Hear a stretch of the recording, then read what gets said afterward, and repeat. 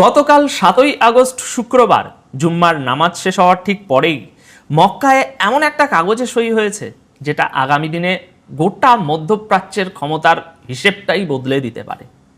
Saudi আরব, তুরস্ক আর পাকিস্তান এই তিনটে দেশ ঠিক করেছে আজ থেকে এদের মধ্যে যে কোনো একটার উপরে হামলা হলে সেটাকে তিনটে দেশের উপরেই হামলা বলে ধরা হবে, আর তিন দেশ মিলে তার জবাব দেবে।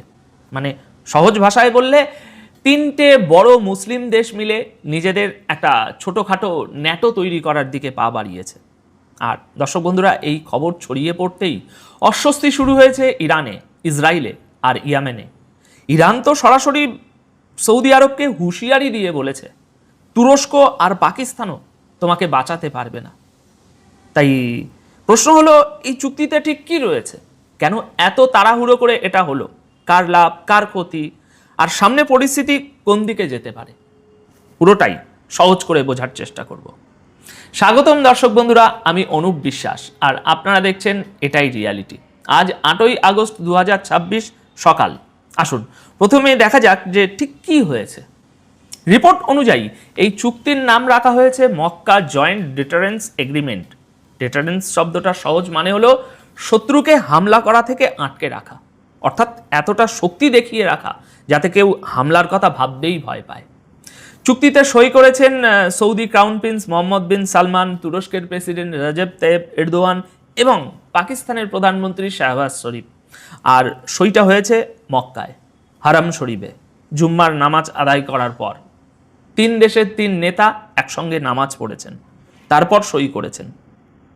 জায়গাটা কিন্তু এখানে খুব গুরুত্বপূর্ণ। মক্কায় দাঁড়িয়ে এই চুক্তি করার মধ্যে দিয়ে একটা ধর্মীয় বার্তাও দেয়া হয়েছে, আমরা একসঙ্গে লড়ব, বিপদের মোকাবিলা একসঙ্গে করব। অনেকে অবশ্য প্রশ্ন তুলতে পারেন যে ভাই অনুপ, গাজার প্রশ্নে তো এভাবে একসঙ্গে আসা যেত, তখন কেন আসা হলো না? হ্যাঁ, সেই নিয়ে আলোচনা হতেই পারে, তবে এবারের বিষয়টা কিন্তু সম্পূর্ণ আলাদা। এটা এদের নিজেদের নিরাপত্তার প্রশ্ন। এবার বোঝা যাক এই তিনটে দেশ একসঙ্গে এলে ব্যাপারটা কেন এত বড় হয়ে দাঁড়ায়। দেখুন, তিনটে দেশই বড়, কিন্তু তিনজনের শক্তির জায়গা আলাদা। কেউ শক্তিশালী তার সম্পদের কারণে, কেউ তার সেনাবাহিনীর কারণে, আর কেউ তার পারমাণবিক অস্ত্রের কারণে।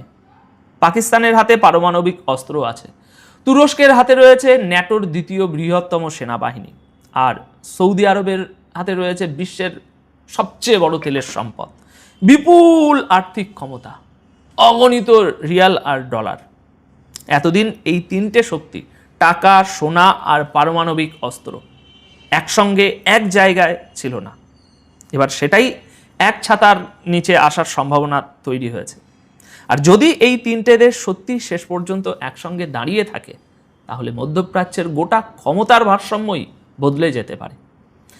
চুক্তিতে ঠিক হয়েছে এখন থেকে এই অঞ্চলের নিরাপত্তার প্রশ্নে তিন দেশ একসঙ্গে কাজ করবে, সামরিক সমন্বয় বাড়ানো হবে, আর প্রতিরক্ষা শিল্পেও একে অপরকে সাহায্য করা হবে। তবে এখানে একটা কথা পরিষ্কার করে বলা দরকার, তিন দেশ মিলে একসঙ্গে অস্ত্র তৈরি করবে কিনা সেটা এখনো জানা যায়নি। আর এটাও মনে রাখতে হবে, এখনই এটাকে একবারে পুরোদস্তুর ন্যাটোর মতো পুরোদস্তুর সামরিক জোট বলা যাবে না। আপাতত এটা যৌথ প্রতিরোধ আর নিরাপত্তা সমন্বয়ের একটা কাঠামো। আগামী দিনে এটা আরও শক্তিশালী করা হতে পারে। এই চুক্তির মূল সুরটা হলো, আমরা আগে হামলা শুরু করব না, কিন্তু তোমরা হামলা করলে ছেড়ে দেব না। তাই এখন প্রশ্ন হচ্ছে, ঠিক এই সময়েই কেন এই চুক্তি? দর্শক বন্ধুরা, এর পেছনের প্রেক্ষাপটটা বুঝতে হলে একটু পিছিয়ে যেতে হবে। আমেরিকা আর ইসরায়েলের সঙ্গে ইরানের যে যুদ্ধ চলছে, সেটা গোটা অঞ্চলকে এক প্রকার নাড়িয়ে দিয়েছে রীতিমতো। ইরান লাগাতার সৌদি আরব আর অন্যান্য আরব দেশকে নিশানা বানাচ্ছে। এমন খবরও রয়েছে যে সৌদি আরবের উপর চারিদিক থেকে একসঙ্গে হামলা হতে পারে। ঠিক তার আগেই এই চুক্তিটা হয়ে গেল। তাই এখানে সময়টা কিন্তু খুবই লক্ষ্য করার মতো। আর চুক্তিতে সই হওয়ার সঙ্গে সঙ্গেই বিপদের ঘণ্টা বাজতে শুরু করেছে শুধু ইরানে নয়, ইসরায়েলেও। কেন ইসরায়েল অস্বস্তিতে পড়েছে? কারণ দর্শক বন্ধুরা, এতদিন এই অঞ্চলে ইসরায়েলের সামনে এমন কোনো মুসলিম ব্লক ছিল না যাদের হাতে একসঙ্গে সম্পদ, সোনা আর পারমাণবিক ক্ষমতা। এই তিনটেই রয়েছে। ইসরায়েল অবশ্য এখনো পর্যন্ত এই চুক্তি নিয়ে কোনো সরকারি বিবৃতি দেয়নি। আচ্ছা, এবার আসা যাক ইরানের প্রতিক্রিয়ায়। আর এখানেই ভাষাটা সবচেয়ে তীব্র। ইরানের তরফ থেকে সৌদি আরবকে সরাসরি এবং অত্যন্ত কড়া হুঁশিয়ারি দিয়ে বলা হয়েছে, পাকিস্তান আর তুরস্কের মতো ভাড়া করা ক্রাচ সৌদি আরবকে বাঁচাতে পারবে না। ভাড়া করা ক্রাচ শব্দটার মানে গুগলে গিয়ে সার্চ করুন, শব্দটা খেয়াল করুন। কূটনীতির ভাষায় এটা খুবই অপমানজনক একটা কথা। রিপোর্ট অনুযায়ী ইরানের পার্লামেন্টের জাতীয় নিরাপত্তা কমিটির সদস্য ইব্রাহিম রাজে গতকাল 7ই আগস্ট সন্ধ্যায় একটি পোস্টের মাধ্যমে সৌদি আরবকে বলেছেন, তুরস্ক আর পাকিস্তানের সঙ্গে কাগজে করা এই সমঝোতা তাদের নিরাপত্তা দেবে না। রেজায়ের বক্তব্য অনুযায়ী বহু বছর ধরে আমেরিকার উপর ভরসা করেও যেমন সৌদি আরব নিরাপত্তা পায়নি, তেমনি পাকিস্তান আর তুরস্কের সঙ্গে করা এই কাগজে চুক্তিও তাদের বাঁচাতে পারবে না। তিনি সৌদি আরবকে উপদেশ দিয়ে বলেছেন, নিজেদের নীতি বদলাও, নিজের শক্তি নিজের জোরে তৈরি করো, আর অন্যের কাছে নিরাপত্তার ভিক্ষা চাওয়া বন্ধ করো। তবে এখানে একটা জরুরি কথা পরিষ্কার করে বলা দরকার, এটা কিন্তু ইরানের যে সরকার, সেই সরকারি বিবৃতি নয়, সেখানকার শাসন ব্যবস্থার বা সরকারের আনুষ্ঠানিক বক্তব্যও নয়। কিন্তু দর্শক বন্ধুরা, এটা যার বক্তব্য, তিনি ইরানের নিরাপত্তা কাঠামোর মধ্যে একজন গুরুত্বপূর্ণ মানুষ। আর এই কথাগুলোর মধ্যে একটা অস্থিরতা স্পষ্ট ধরা পড়ে, কারণ সাধারণত ইরানের তরফ থেকে সৌদি আরবের জন্য এত কড়া শব্দ আসে না। এর মানে ইরান এই মক্কা চুক্তিকে খুব সিরিয়াসভাবে নিচ্ছে। তারাও বুঝতে পারছে এই তিনটে দেশ সত্যি একসঙ্গে দাঁড়িয়ে গেলে গোটা অঞ্চলের ক্ষমতার ভারসাম্য বদলে যেতে পারে। অন্যদিকে তুরস্কের প্রেসিডেন্ট এরদোয়ান আগেই পরিষ্কার করে দিয়েছেন, এই প্রতিরক্ষা চুক্তি বিশেষভাবে কোনো একটি দেশের বিরুদ্ধে তৈরি হয়নি। তার বক্তব্য, এই সমঝোতা কোনো নির্দিষ্ট শত্রুর জন্য নয়, বরং এই অঞ্চলে তৈরি হওয়া যে কোনো বিপদের মোকাবিলা একসঙ্গে করার জন্য।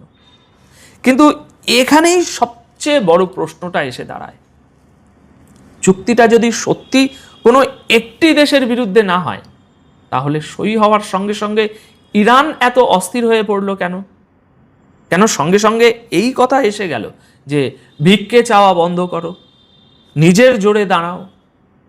আমরা তো দেখেছি, যখন কেউ একটু শক্তিশালী হয়ে ওঠে আর সামনে 2-3 জন একসঙ্গে জোট বেঁধে দাঁড়ায়, তখনই এই ধরনের কথা শোনা যায়, একা লড়ো, এর সঙ্গে কেন জুটেছ? আচ্ছা, এবার একটু বাস্তব হিসেবের দিকে তাকানো যাক। দেখুন, ইরান শক্তিশালী, এতে কোনো সন্দেহ নেই, কিন্তু ইরান এতটাও শক্তিশালী নয় যে এই তিনটি দেশকে হালকাভাবে নিতে পারে। তুরস্ক, পাকিস্তান আর সৌদি আরব, 3 দেশের হাতেই যুদ্ধবিমান রয়েছে, এমনকি উন্নত যুদ্ধবিমান রয়েছে। তুরস্ক তো নিজেই নিজের যুদ্ধবিমান তৈরি করছে, তাদের হাতে ভালো মানের ড্রোনও রয়েছে। তবু একটা কথা পরিষ্কার বলা দরকার, এরা ইরানের সঙ্গে সরাসরি সংঘর্ষে যাবে বলে মনে হয় না, কারণ ইরানের হাতে যা আছে তা দিয়ে আমেরিকাকেই টেনে এনেছে। কিন্তু এই জোট সবচেয়ে বেশি সমস্যায় ফেলতে পারে হুতিদের, আর ঠিক এখানেই পরিস্থিতি নতুন মোড় নিচ্ছে। মক্কা চুক্তি সই হওয়ার কয়েক ঘন্টার মধ্যেই ইয়েমেনের হুতিদের তরফ থেকে সরাসরি আবারও একটা হুমকি এসে গেছে। হুতিরা বলেছে, এখন থেকে সৌদি আরবের সেনাবাহিনী, তাদের সঙ্গীরা এবং ইয়েমেনের ভিতরে তাদের হয়ে লড়া যে কোনো গোষ্ঠীর জন্য আর কোনো নিরাপত্তা নেই, কেউ আর নিরাপদ নয় সেখানে। হুতিদের রাজনৈতিক নেতা নিজাম আল আসাদ, তিনি বলেছেন, ইয়েমেনের মাটিতে থাকা সৌদি সেনা, তাদের সঙ্গীরা এবং তাদের সমস্ত ক্যাম্প আর নিরাপদ থাকবে না।